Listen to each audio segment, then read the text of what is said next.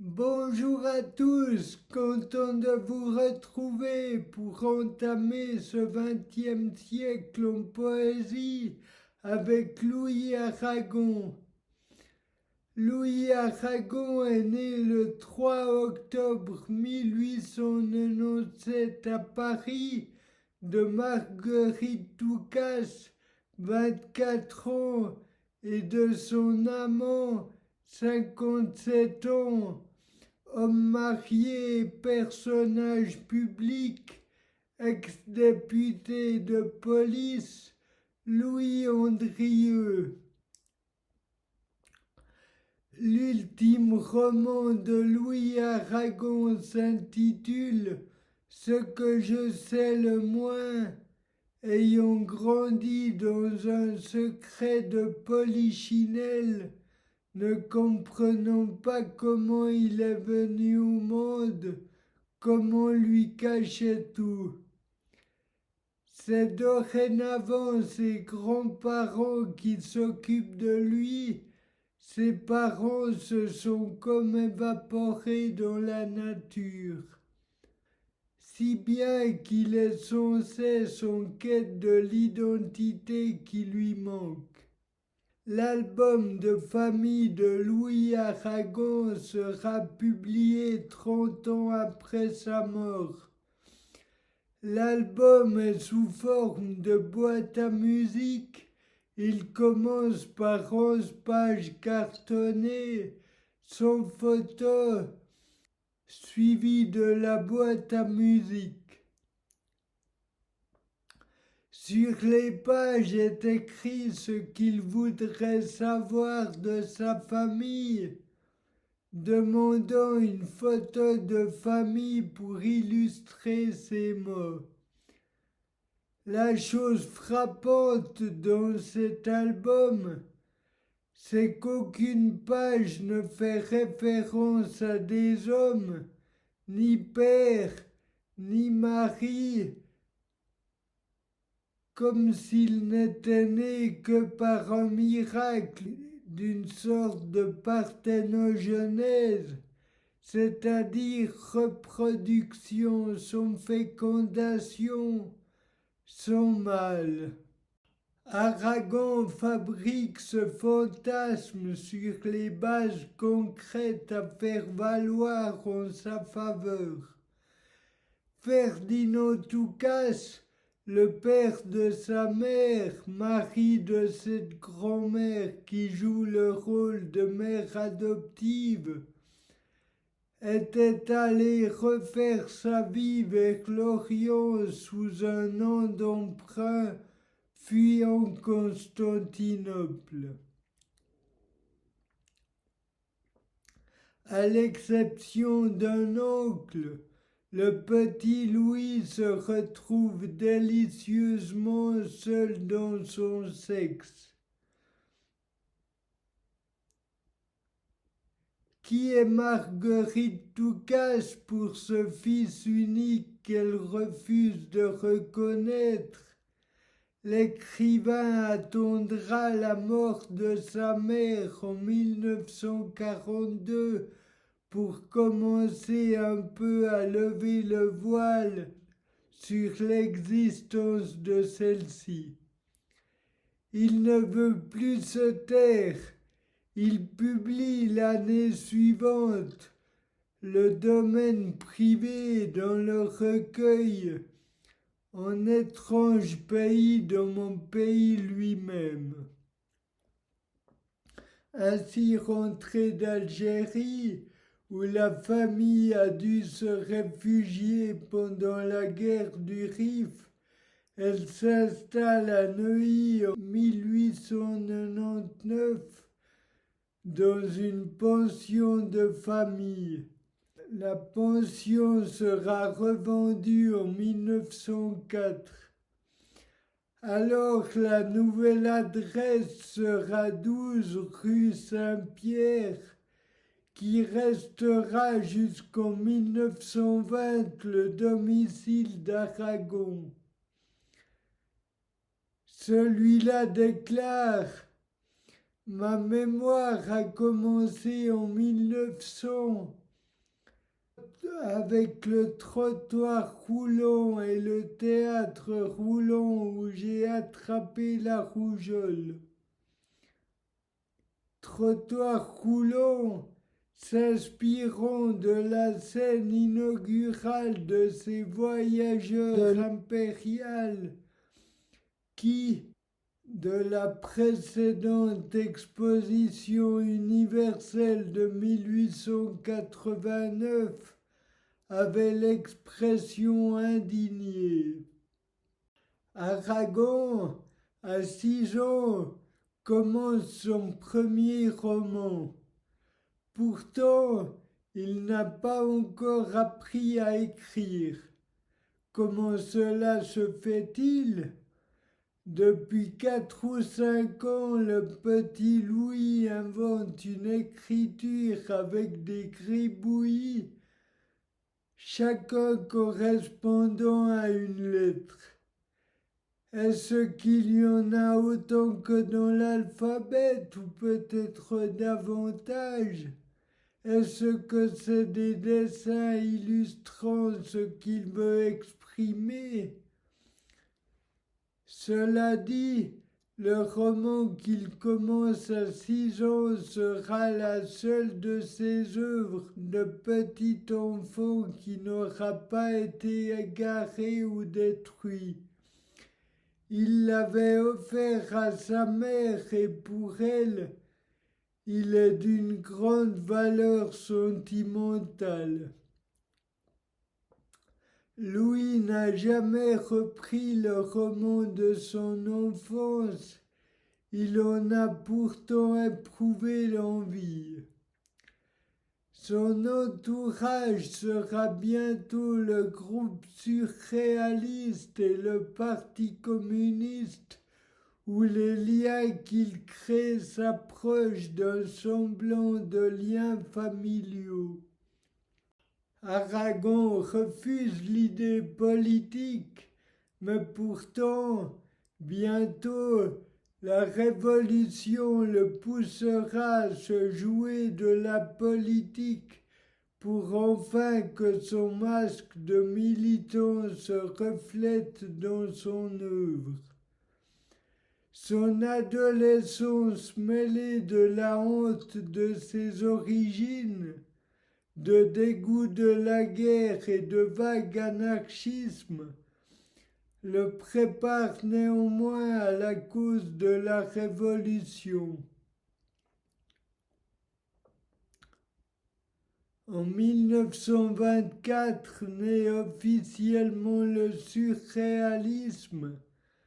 Aragon s'y implique. Il tombe amoureux de Denise Lévy. Le surréalisme, mêlant dessin, musique, photographie, cinéma et poésie, réunis autour de Picasso. Avec André Breton et Paul Éluard, le comédien Antonin Artaud se joint au mouvement. Sa correspondance avec Jacques Rivière apparue dans la NRF du mois précédent. La naissance de la revue La Révolution surréaliste est en route. En août 1925, des articles et prises de position témoignent de la guerre du Rif, opposant d'un côté les troupes coloniales espagnoles jointes par les troupes françaises et marocaines, de l'autre les tribus berbères, groupes ethniques et autochtones d'Afrique du Nord. Repris le 21 septembre suivant, les collaborateurs de la Révolution surréaliste rédigent un tract intitulé « La Révolution d'abord et toujours ». le 6 novembre 1928 au café La Coupole, où on lui avait présenté la veille le grand poète russe Maïakovski. Il fait la connaissance d'Elsa Triolet, qui va devenir la femme de sa vie. En plus de partager sa vie, elle lui redonne un sens. Aragon réalise avec étonnement que la liaison qu'il avait construite avec Nancy Cunard ne dura que 2 ans. Pourtant, les plus beaux poèmes qu'il ait écrits étaient dédiés à cette dernière, même si la plupart datent d'après leur rupture.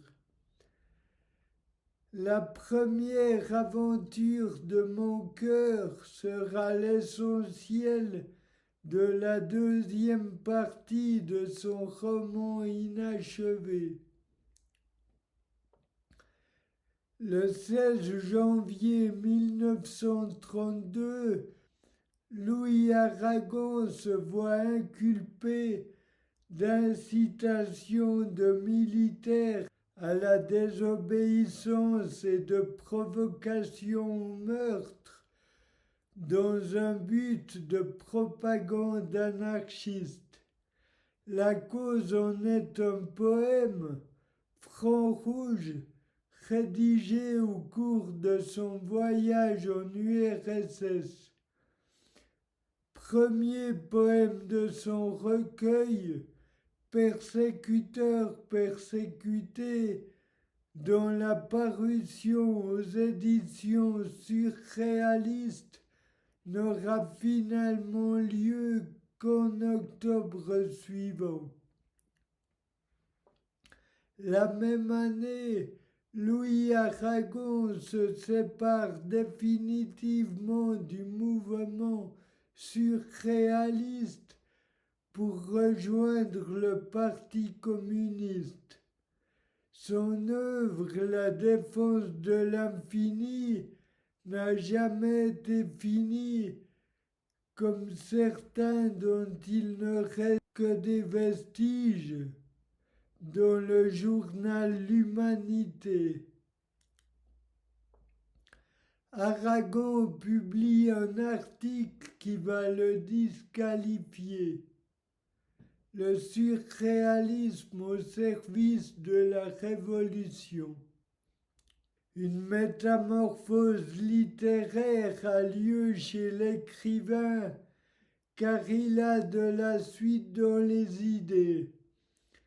Pour le comprendre, il faut revenir en arrière, les bases radicales qui l'avaient rallié au communisme, prenant le parti de la littérature prolétaire, était parfois trop sévère, même envers ses sympathisants.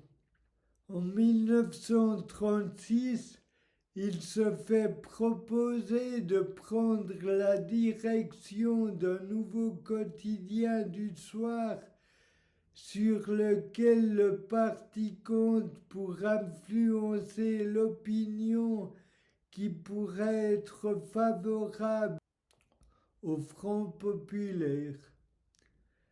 Louis est flatté, mais sa santé souffre déjà des métiers qu'il exerce à côté. Grâce à l'Humanité, il a une certaine expérience du journalisme, mais ce qu'on lui propose est une tâche d'une toute autre ampleur. Il accepte, mais en échange, propose à son interlocuteur, Jean-Richard Bloch, d'assumer avec lui la codirection du journal. En 1939, le couple Aragon-Triolet, que devient-il alors que vient la Deuxième Guerre mondiale? Aragon est mobilisé. La situation matérielle et financière de Louis l'éloigne d'Elsa. Il a peur qu'elle finisse par le quitter. Chacun des époux craint terriblement pour l'autre. Louis n'arrête pas d'écrire à Elsa pour la rassurer, lui disant qu'il est toujours en vie. Finalement, Elsa part à sa recherche en voiture et le retrouve en Dordogne. En même temps, Paulhan, grand admirateur de Louis et son compagnon de route, incarnant la NRF, devine en Aragon un écrivain dont les convictions ressemblent aux siennes. Il va faire paraître des poèmes de Louis dans sa revue en 1939. Aragon raconte, sur un mode exalté et légendaire, comment naquit la poésie de la Renaissance. Quand il signe la leçon de Riberac, Aragon n'est plus seul à s'exprimer au nom d'une communauté dont il est devenu dans les faits le porte-parole.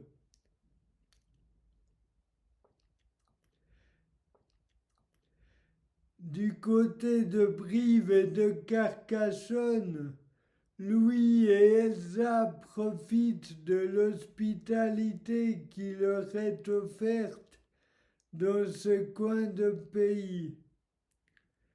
Joël Bousquet, Gaston Gallimard et quelques-uns de ses auteurs, dont Jean Paulhan. Le Figaro, journal replié à Lyon, donne un bon accueil à l'égard d'une telle littérature. Louis échappe à la captivité et obtient sa démobilisation. Les deux époux, seuls et perdus, sans ressources ni perspective d'avenir, doivent s'établir dans les environs. Avec le soutien de quelques amis, notamment les frères Prévert, ils partent pour Carcassonne. Ils s'y installent en septembre 1940, mais leur séjour est sinistre.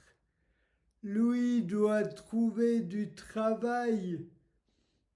Il se présente à l'hôpital de Carcassonne, mais le travail demandé est trop exigeant. Elsa imagine un atelier pour fabriquer des produits de beauté à base de concombre ou d'autres matières faciles à se procurer. L'horlogeuse leur propose de tenir son épicerie. Un peu d'argent leur parvient des États-Unis où avaient paru les voyageurs de l'Impérial. Ils le reçoivent discrètement car Aragon, comme communiste, est à ce titre perpétuel suspect. Un faux pas pourrait le conduire directement dans un camp ou en prison. En 1941, à Nice, la perspective retrouvée d'un engagement littéraire et militant se dessine pour eux.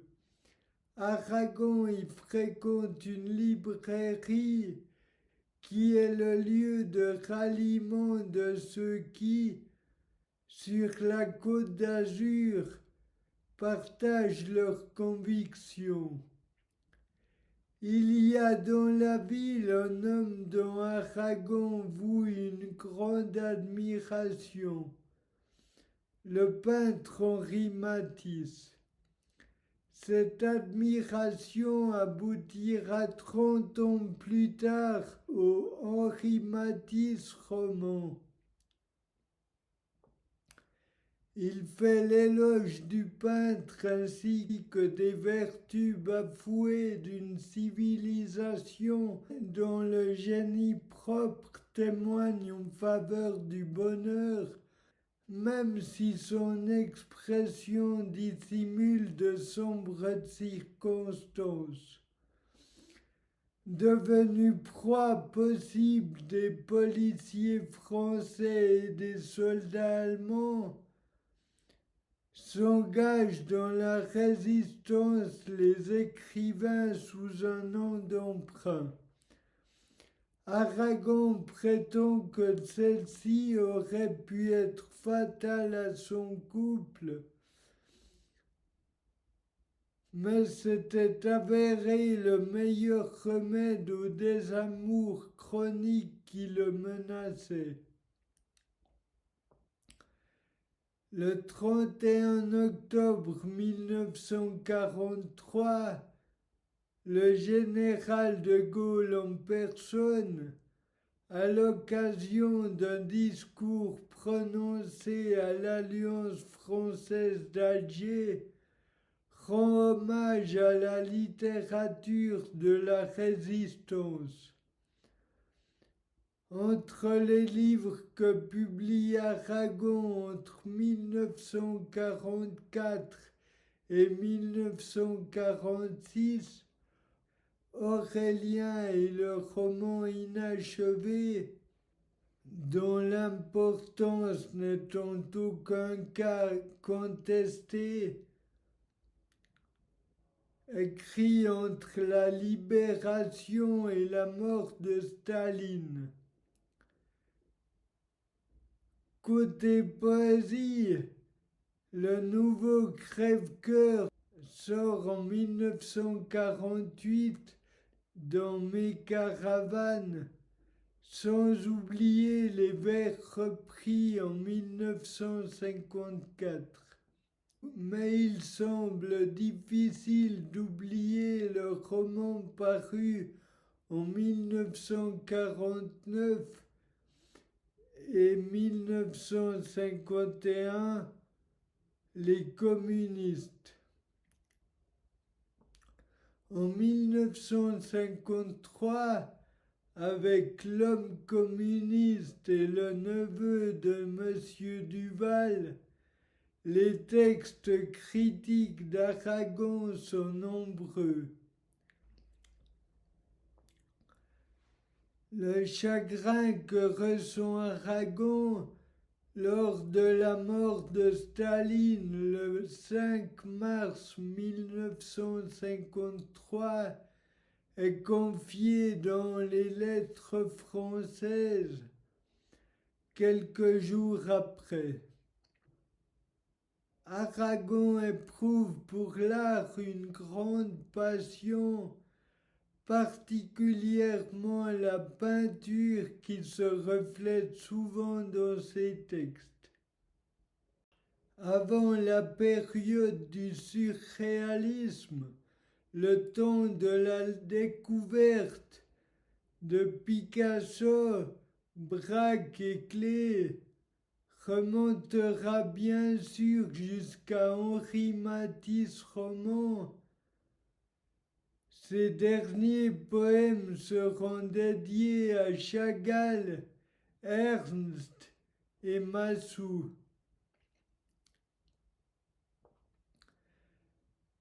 Le 9 mai 1968, Aragon s'adresse à des étudiants.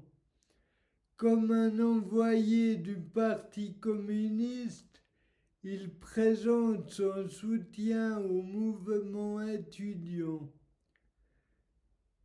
Bien du courage lui faut-il pour se faire entendre au milieu de l'hostilité générale. Malgré ses 70 ans passés, son opinion de lui-même avec le souci de sa dignité, il est potentiellement la cible d'une foule surexcitée. Après les événements de la résistance et du surréalisme, l'histoire de mai 68 devient presque aussi antique.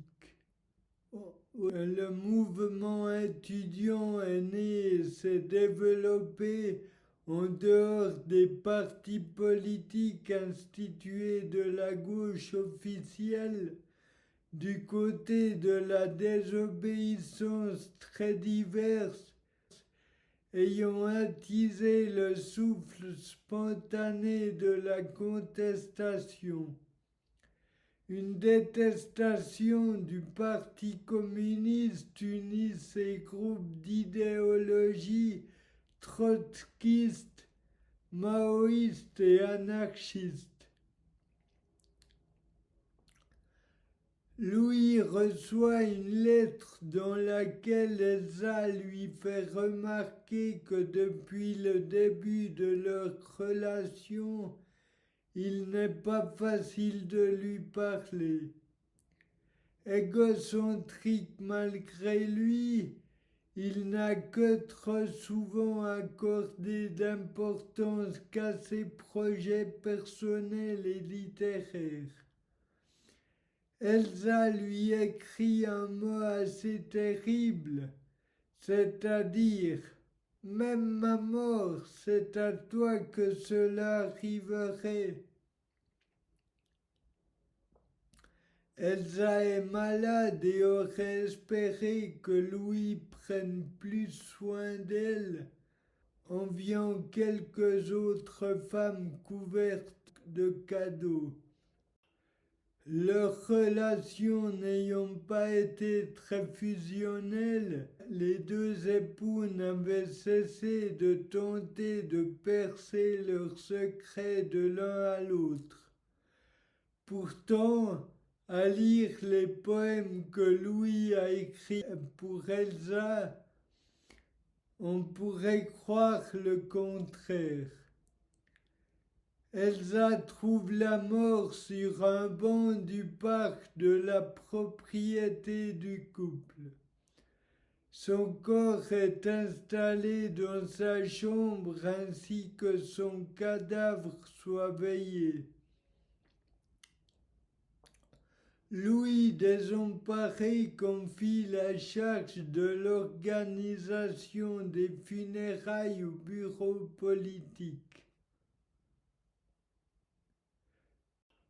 Le 9 juin, le cercueil est exposé dans le hall de l'Humanité pour que les admirateurs du poète viennent s'incliner devant sa dépouille.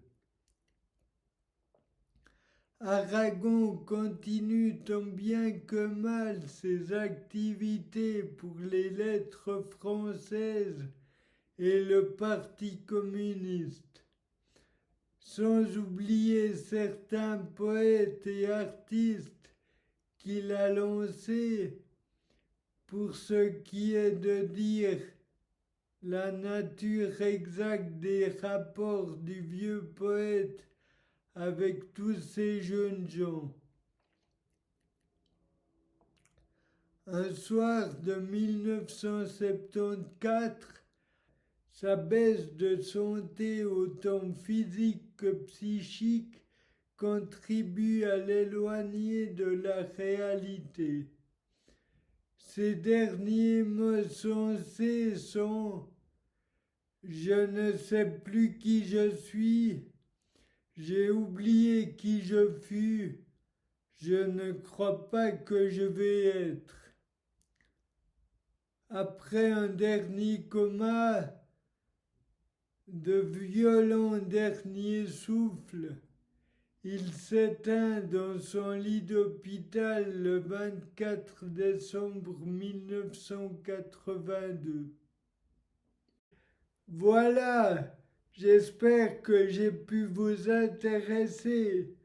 Par Aragon, je close cette première série de poètes dans l'histoire, mais il y en a tant d'autres. Je vais reprendre bientôt dans l'ordre décroissant, à commencer par Jacques Prévert. Pour l'instant, d'autres aventures m'attendent en espérant d'en retirer le plus d'inspiration. Merci à ceux qui me suivent dans ces aventures poétiques à travers le temps. Je vous dis à une prochaine. Prenez bien soin de vous et abonnez-vous.